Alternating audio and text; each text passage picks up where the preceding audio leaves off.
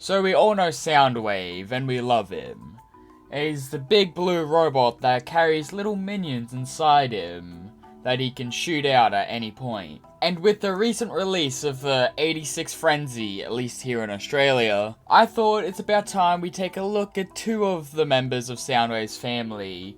So today we take a look at the Transformers Studio Series 86 Rumble and Frenzy. Starting out in cassette mode, they both turn into square cassettes, which is really fair because they go inside the chest of a robot that turns into a cassette player. So what else are they really going to turn into?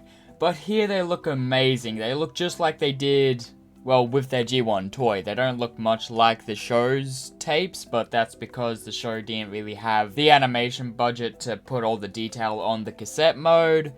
So they went with toy accuracy for the cassette mode, from what I can tell at least. But looking at them, they look really nice. I like the shade of blue Rumble is here, and with the little blue detail with the blue stripes on the front of him. It looks really nice. And then Frenzy having the black outline with the red, and then of course the blue and the little blue lines, as well as the grey. It all looks really nice. I really love how they look. Now they only really look good from one side of the cassette tape, as if you turn them around, that's just a scrunched up robot at the back there, which I suppose you can pass it off as tape detail, but it really doesn't look like it. I love the little fact that you've got these little notches up here where the pins are. That looks like the little pins where the tape actually plays from. Forgive me if I'm wrong about any cassette tape details. I didn't grow up with cassette tape, so I'm only saying from what I have knowledge of. Now, the only real ugly part with these is the little mushroom gap there for the legs, and that's because they needed to put them in and they couldn't really cover it up because it's too small to put a little cover piece there. I'm fine with it. It is a little annoying in tape mode, but when he's in tape mode, you're not really gonna be displaying him as a tape. You're gonna put him in Soundwave's chest. So it's fine. It does stick out a little bit more on Frenzy than it does Rumble, as the black kind of breaks up where the red is and it shows it a bit more. But they do look quite nice as they are, and I do like how the head does hide away in there. Since I can't really get any pictures out of them, we'll just move on to transformation. So transformation on these two are quite simple. I like how simple it is, folding out the legs, folding down the arms. I quite like it. And yes, it does have a little bit of parts forming, but in this case, it is fine as it's weapon parts forming and you can use them as guns. And you have the option to not even include them on the robot mode, so it's not really parts forming, it's more weapon storage. But it does make up the silhouette of the robot. And I do like how easy the transformation is here. And you do get some pretty good looking robots by the end of the transformation. Here we are in robot mode, and these two look amazing. We'll start with Rumble since they pretty much look the same. So going up to his head, that head looks amazing. It looks just like Rumble and Frenzy did back in G1. It looks really nice. I'm surprised on how much detail they actually managed to get onto the face with how tiny it is. Like, sure, core class figures do have tiny heads, but these Cassetticon heads are really detailed, like more than I thought they would do, which is really nice. I just like how much there is.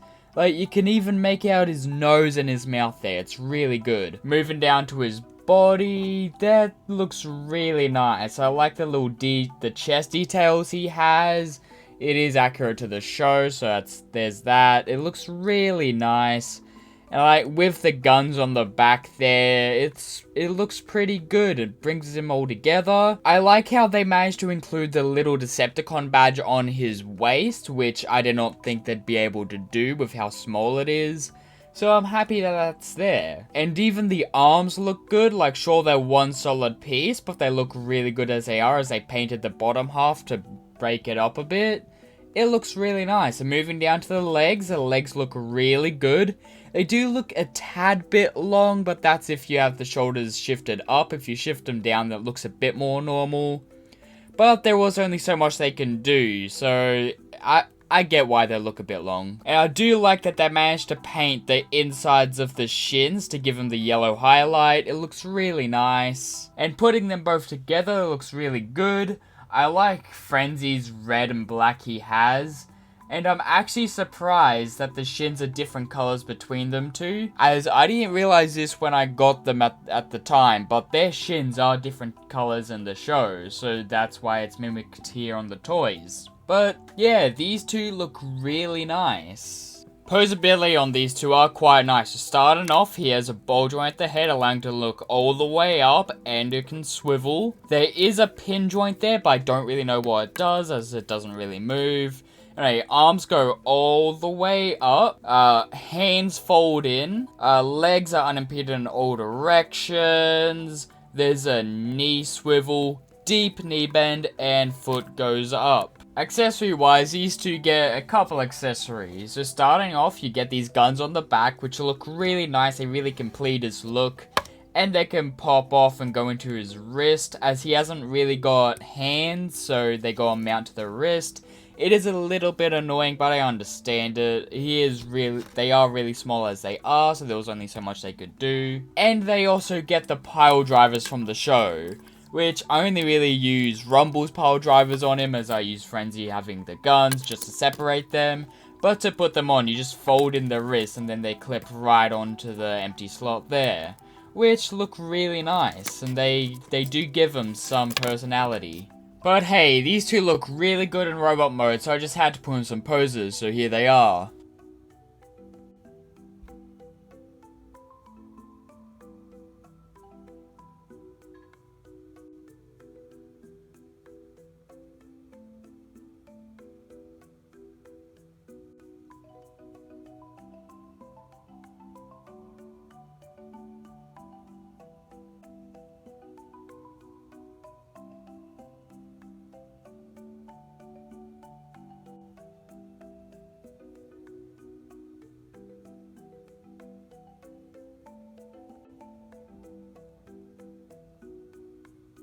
This has been the review for the Transformers Studio Series 86, the Transformers the Movie, Rumble and Frenzy.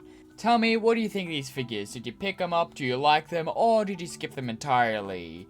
Personally, I'm really happy I got them. They really complete my Soundwave collection, and they're really fun to just mess around with as is.